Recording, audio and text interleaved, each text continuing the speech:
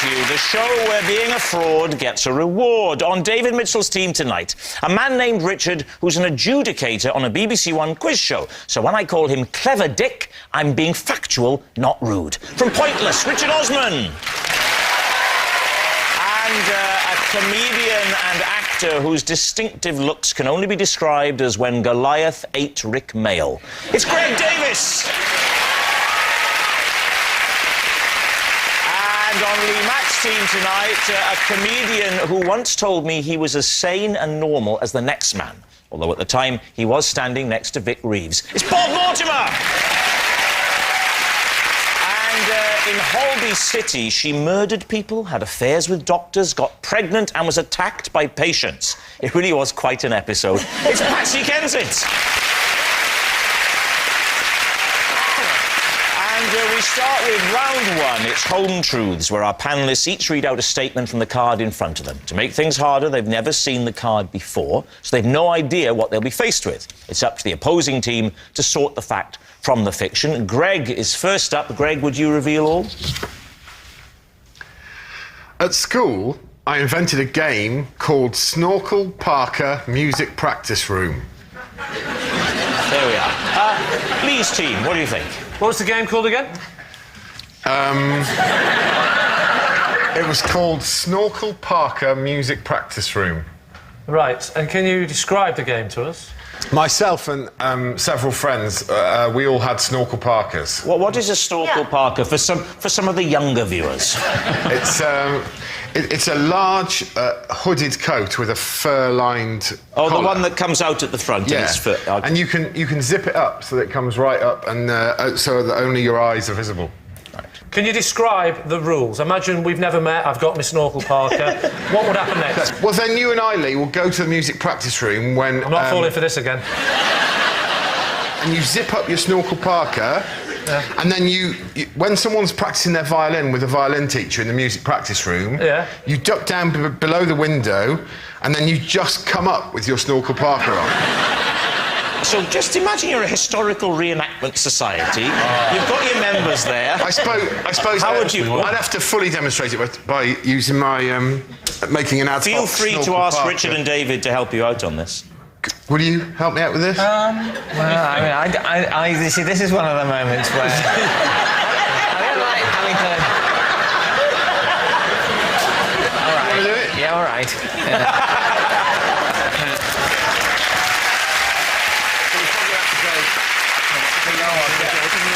Below our desk. Yeah. Right. So if you imagine that this was the music practice room and there was someone in there having a lunchtime violin lesson, you would wait until they were in mid-tutorial. And right, then, I'm picturing it, yeah. And then together, after three. Okay. Yeah. 1, 2, 3.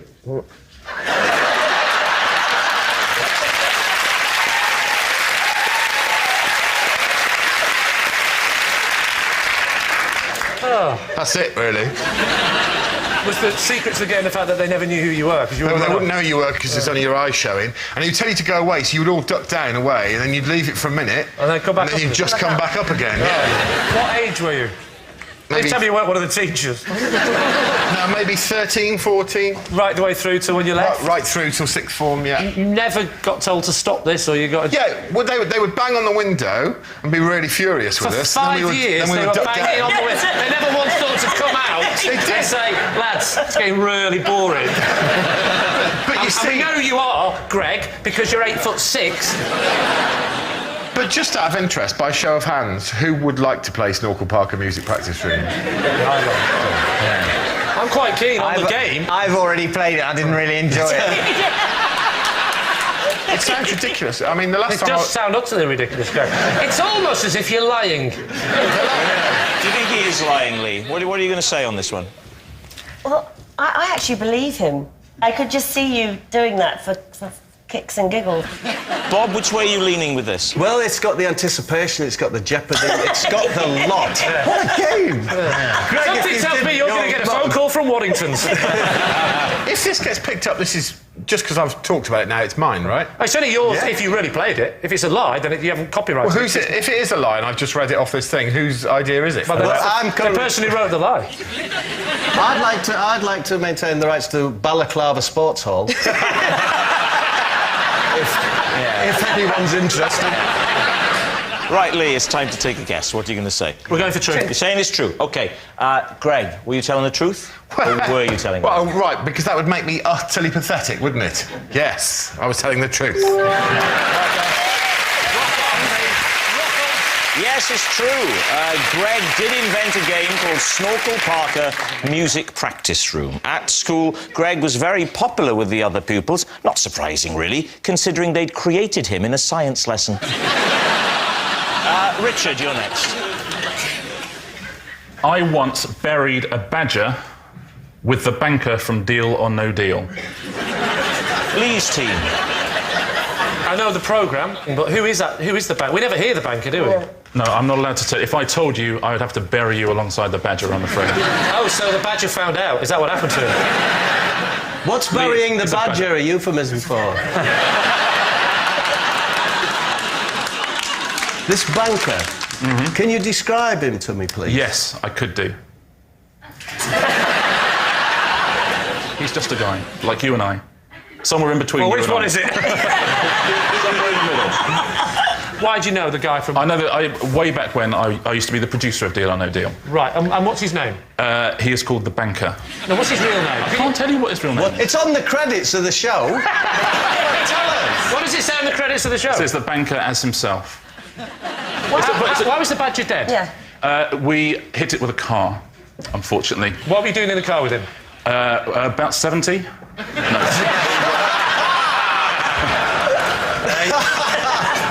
We were on holiday together. Where were you on holiday? Badger Country, Cornwall. Was Edmonds there? Sorry, I'm not part of this, am I? Sorry. It's a good question, though, Greg. Was Noel there? No, it was a holiday.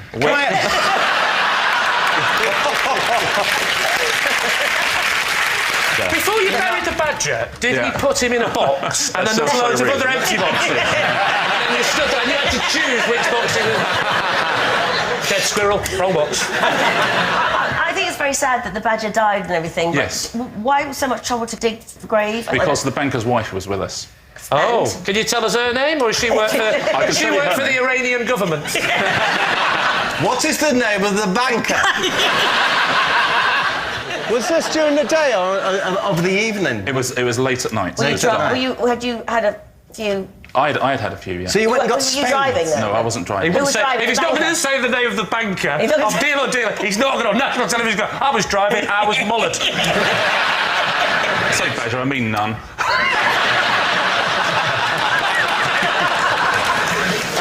And then what? The banker's wife then says we should bury it. The banker's wife. It sounded like Cluedo, this. Go on. To which the obvious answer is we're not going to bury it. It's 2 in the morning. Right. It's really cold and it's dark. What's happened then? So the badger is dead. Yeah. Sad occasion. I'm not underestimating the sadness of it. And there's probably a badger wife and badger children at home, so that's... I accept Are you not that allowed to sad. say their names either? So you checked the gender of the badger, then? You know it was a male badger. Or a female badger in a same-sex relationship who've adopted a small badger, perhaps an orphaned badger without a home in need I think of you're rest. wildly overestimating the sophistication of the badger community. But what happened next? We went back, got spades, Yeah. went back to where the badger lay prone, buried it, said a few words, What did you say? Yeah. just said, Lord, protect this badger. Or worse to that effect. If only you'd have said it an hour earlier.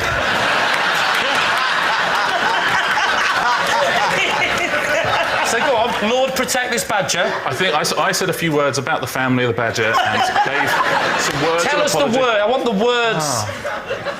I apologise to the family of this badger, wherever they may be, because I'm guessing they're nearby. Yeah. Put some stones on it.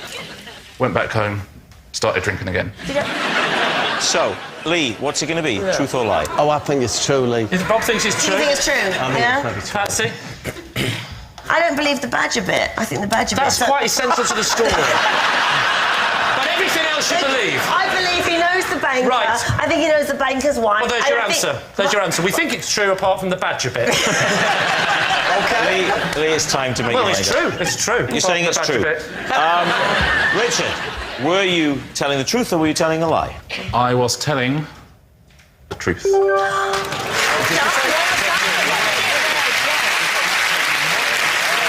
Yes, it's true.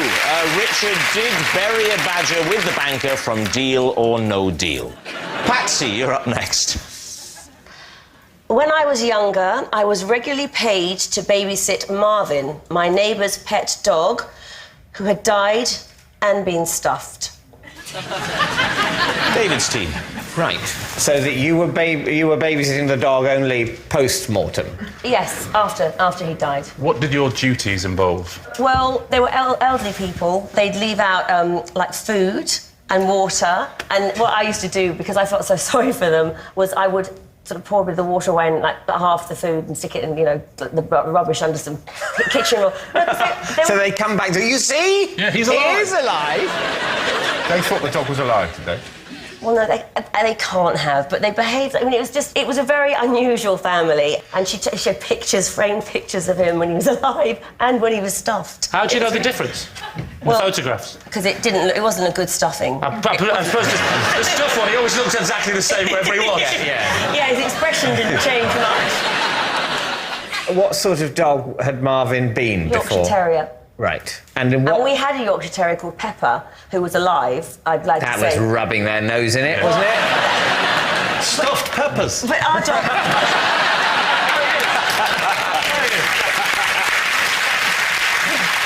But our dog was, like, totally untrained. I mean, adorable, but... Whereas Marvin was so well behaved. What position was Marvin stuffed in? What was... Standing. Did he have a facial expression? If there was any kind of emotion coming Like from... this, like that. So like he was angry. Like he died in a battle. Maybe he was stuffed to death. Yeah. What a way to go. If I had a stuffed dog that was stood up, I'd put one of its legs in a bucket, then I'd always know where that bucket was. What do you think, David? Which way are you leaning on What this? do you think, Richard? Sounds quite convincing. You're convinced? Well, I think it's impressively told if it's a lie. I think impressively told. A lot of the That's detail... question. You're not an actress, are you, Patsy? A lot of people say I'm not, actually. So. Well, I think it's a lie. My instinct is it's the truth. We're going to say it's true. You're saying it's true. OK. Oh, no. Patsy Kensit, were you telling us the truth or were you telling us a lie? That story was a lie. Yes, it's a lie. Patsy wasn't regularly paid to babysit her neighbour's stuffed pet dog. So at the end of that round, Lee's team are in the lead by 3 points to 0. Well done, team. Well done. Our next round is called This Is My, where we bring on a mystery guest who has a close connection to one of our panellists.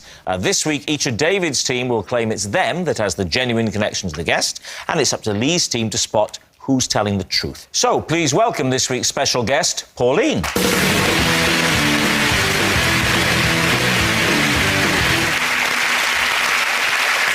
So, Richard, what is Pauline to you? This is Pauline. Last year we met at a Snoop Dogg gig and we bonded because we were the two oldest fans in the room. David, how do you know Pauline? This is Pauline. When I was a cub, she was the Arcala, and she had to take me out of the scout hut once for asking too many questions when we were being given a talk by the police. And finally, Greg, your relationship with Pauline? This is Pauline. She's my mum. She once drove past me when I was having my first fight and got out of her car to cheer me on. Lee's team, where do you start? Greg, how old were you on this first fight? 12? Right. And so where was this? At school? No. Where was it? Outside... Outside the music room? It was in a street. In the street? Yeah. Who were you fighting? I honestly can't remember his name. He was a lad, and he was in the year above me. And I remember he had fairly distinctive red hair. Is that why you fought him? I fought him because he'd fought one of my friends. Oh, OK, so this was like a... Revenge. You were like doing a heroic gesture. Yeah. And he was older than you. Yes. What was your friend called?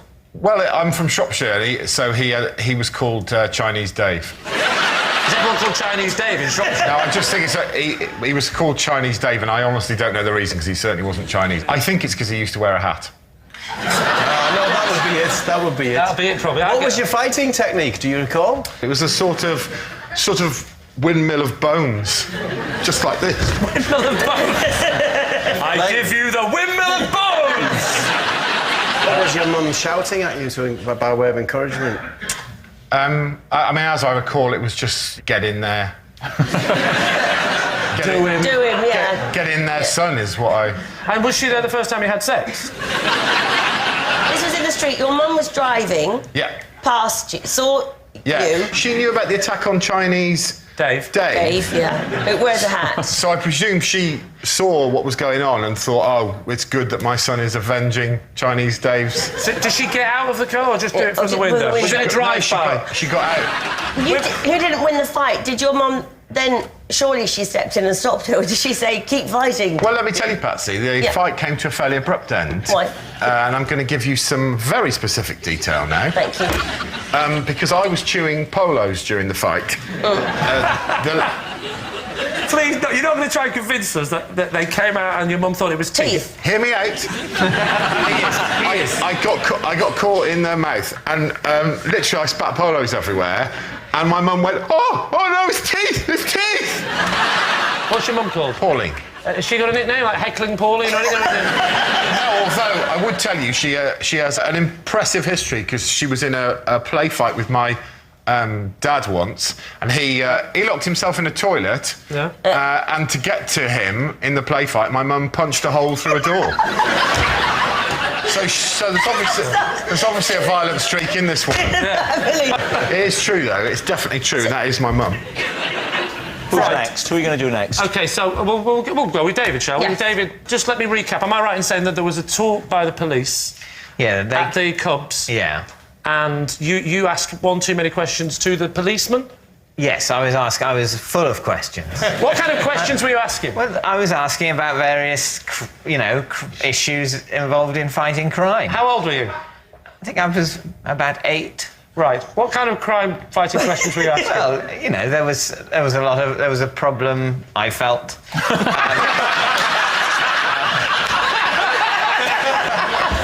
Problem with vandalism and graffiti in the area. At that age, you're supposed to be taking part rather than complaining about it. That's OK. Different upbringings. That's fine. What are the questions? I asked a lot about the locks in Cagney and Lacey. I was at the time very aware of the security measures in all of those flats in New York and the big locks on the doors. And I said, why don't we have locks like that? And how can we keep burglars out if we don't have locks like that? Right. And the policeman was saying how you can't keep out a determined burglar. And I was saying, well, why do we lock the doors at all then? I wasn't really aware that he was supposed to be trying to get on with the talk, and maybe the questions would happen at the end, and maybe they wouldn't all be asked by me. Where was this Cubs? It was in Headington. Headington? Where I grew up. Well, I know that. I don't think you travelled. Yeah. I assumed it was where you lived, otherwise that would be bonkers. Where are you from? I'm from Newcastle, but I No, my parents had heard about a very good Cub Scout group about 400 miles away, and they thought about driving me there to get the very best training at the time. Yeah, absolutely. But what badges did you get, David? Don't talk about badges in front of Richard. Richard, remind us once again of your truth. Pauline and I met at the Snoop Dogg gig. Where was he playing? It was at the Forum in Kentish Town. When was this? What year? Last year. Last year. So he was called Snoop Dogg because he's been called a lot of things. Well, he certainly has. In the olden days, he was Snoop Doggy Dogg, but now just Snoop Dogg. Whereabouts were you in the Forum? Whereabouts were you watching the show from? Well, we met when there was a delay, as there often is at rap concerts. There's sort of an hour delay, so I went up to the little bar. Why is there a delay? Well, because it's Snoop. You don't rush Snoop. Who supported him? Did he have a support act? Yeah, Corrupt. What was With a K. With a K, wow. With a K. I'd have left after them. What was his hair like, Snoop's? Snoop's? How was he wearing his hair? He was wearing his hair, he had sort of cornrows. essentially. He knows all the words, doesn't he? Yeah. He's definitely read up on this. Yeah. And then so you guys, your eyes met across the... No, in this delay, I went up to, there's a little quieter bar upstairs, and I went up there to play a bit of Scrabble on my phone. Oh, come on. Because I was with younger people and they were enjoying the support act, they were enjoying the fact that there was a delay and there was loud music playing, I was enjoying it less. Yeah. Pauline was reading a book. Right. So I thought, OK, she's quite bored as well of this thing. So, anyway, I'm playing my thing. She said, well, what are you doing? Yeah. And I said, I'm playing Scrabble on my phone. She said, I didn't know you could play Scrabble on a phone. Right. So I showed her, and then we started playing Scrabble on a phone, and have done ever since. And then... Ever since? Well, you're going out with each other now. You know what, Lee? Early days. Early days. Okay? Have you actually met up with Maureen since? Pauline. You're not going to be able to dissect us with those blunt little... So, Lee, where's this leading you? What are you thinking, Lee? Patsy, do we believe any of these people? Because they're all sounding chronically untrue. The Chronic, of course, was one of the first albums Snoop was on. Dr. Why did Dre's you- The Chronic.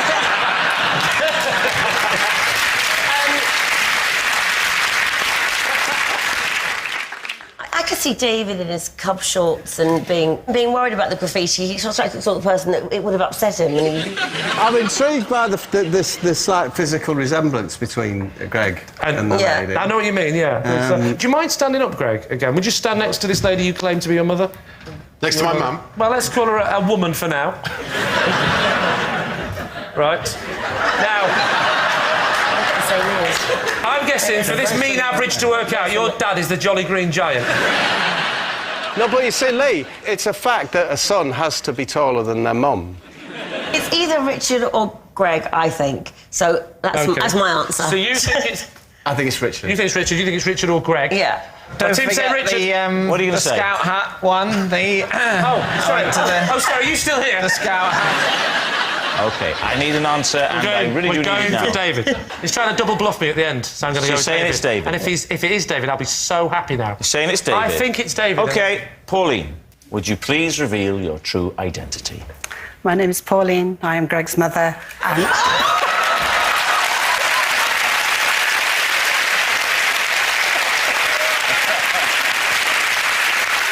Yes, Pauline is Greg's mum, and she did cheer him on when he had his first ever fight.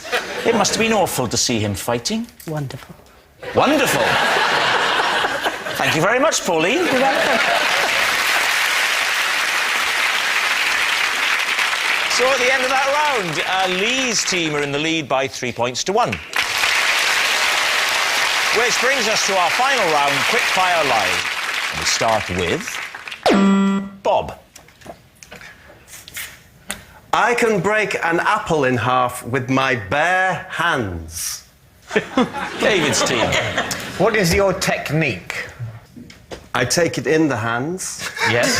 Are your hands bare at this point? Of course they're bare. Yes. Friction's very much part of this this equation. You must pull it, I'm going to say east to west.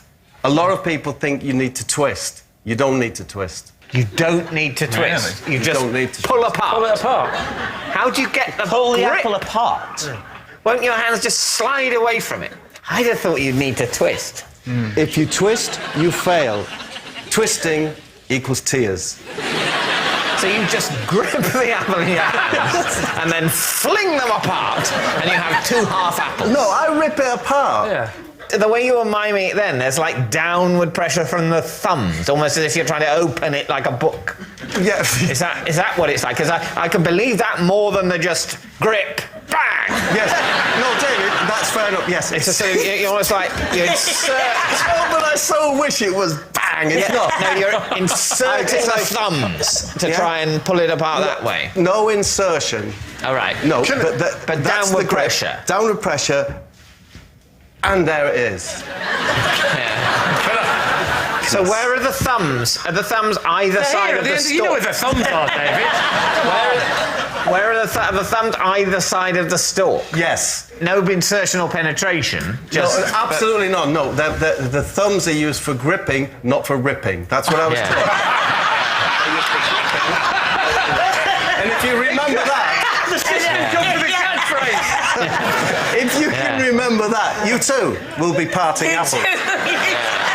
How long have you done this for? I have done it for a long time. What I used to do to entertain was I used to take hard-boiled eggs, peel them, I still do it, and I could take the shell off in one. And you actually peel the membrane rather than trying to... Don't be all rough-handed and don't, you know, take your time. Off it comes bang. And when did you... That's the correct way to present. With an apple, it's this. When did you first discover that you could do the apple? How did it come about? How did it come to be? I can't remember the first time I did it. I can remember the feeling. But I can't remember the first time I did it. What was the feeling? The feeling was magnificent. Right, David, is that the truth? I don't think so, but it could be. Can we leave it at that? Yeah, that's fine. OK, on to the next round. No, we can't. I agree with that. I'd love to see him. I hope it's true because then they'll make him do it. Yeah. And I'd love to see it. Yeah. If it's not true, will they make him try? So what's it going to be? Oh, I really want it to be true, but it isn't true, I don't think. You can't pull an apple apart, can you? You can't just rip it in half. I so want you to be able to. If you and I can't, sure. And I can't. I've never tried. Have you ever tried? If I had an apple here, and I can have a few but I think goes. if those two can't do it, David, with the greatest respect, it's highly unlikely you're going to pull it off. Tremendously, frighteningly strong hands, as I found out to my own cost.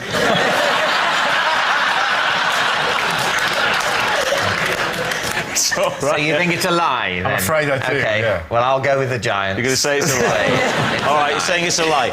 Bob, were you telling the truth or were you telling a lie? I was telling the truth. Yes. Well, guess what I've got under the desk? My trusty box of apples. It's a proper apple. Ready, Yes. Bob? It's a big one. Thank you.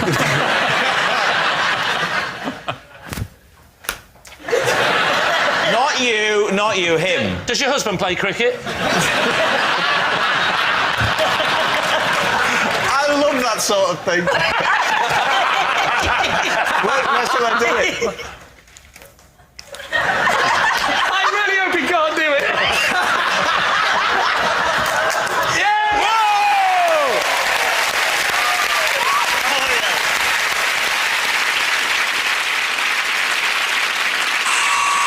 And that noise signals time is up. It's the end of the show, and I can reveal that Lee's team have won by 4 points to 1. But it's not just a team game, and my individual liar of the week this week is Richard Osman. Yes, Richard Osman. He's nothing but a liar, which means that the thousands of people who lost on Pointless, thanks to his adjudication skills, can now seek compensation. Good night.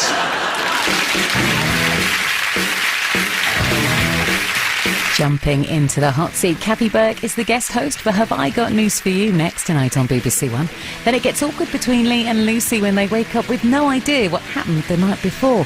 Not Going Out is at 9:30.